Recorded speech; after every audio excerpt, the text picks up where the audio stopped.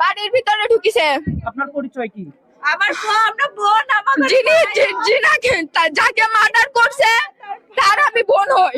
কি হয়েছিল আসলে একটু বিষয়টা খুলে বলুন। কি হয়েছিল, সকাল 9টার দিকে আমার ভাই গাড়ি নিয়ে বের হয়েছে, তার ওখানে নাকি 10টার দিকে গাড়ি থুয়ে তার বাড়ির ভিতরে যায় তাকে নাকি মারছে। আমার তার সাথে কোনো শত্রুতা নাই, কোনো কিছু নাই। ধরেন আপনার সাথে আমার কোনো কিছু হয় না, আমি যাই আপনাকে মিশে মারবো, হয়তো কোনো কারণ আছে। এখন কি কারণ তারা ভালো বলতে পারবে। যায় নাকি একটা ঘুষি মারছে, শুধু একটা ঘুষি মারছে। ওটা মারার পর জিতু আর জিতু যত লোকজন আছে আমার ভাইকে ওখানে গণপিটানি পিটাইছে।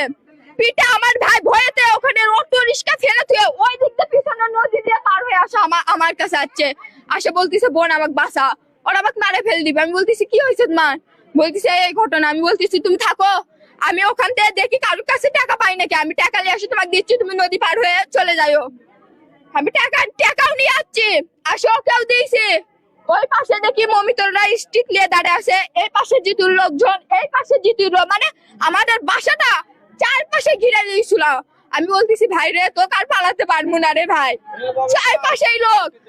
পরে ওকে বলতেছি তুই ঘরের মধ্যে থাক, আমি তোকে তালা দিচ্ছি, কে আসে আমি দেখবো। আমি ওকে তালা দিয়েছি ঘরের মধ্যে, তালা দিয়ে আসে বাইরে দাঁড়িয়ে আসি, দেখি জিতুর যত চ্যাংড়া প্যাংড়া আছে হুন্ডে নিয়ে আসে কই থেকে যেন খবর পাইছে যে হলো যে ছেলে এখানে আছে। পরে দৌড়ে মানে ওরা সবাই আসে আমরা যে মহিলা মানুষ আমাদের যে মানবে তা না, ও সুজা ভিতরে গেছে একবারে, যাই গেট খুলে ওকে টানতে টানতে ঘর থেকে নিয়ে যাচ্ছে। ও হাত পাও ধরছে জিতুর পর্যন্ত, ভাই আমাকে মারিস নে রে ভাই। আমি আরে এই ভুল জীবনে করবো না, হাত পাও ধরে কান দিছে। জিতু বলতেছে তোর গায়ে কোনো কিছু টাচ থাকবে না, আমি তো ক্লিয়ার যাচ্ছি। মমিতুর নামে যে ছেলে তাই পর্যন্ত বলতেছে আমি কথা দিয়ে যাচ্ছি তোর ভাইয়ের গায়ে কোনো টাচ লাগবে না। তারপরেও আজ কেন আমার ভাই দুনিয়া থেকে উঠে নিল, কেন তারা আমার ভাইকে মার্ডার করলো বলেন।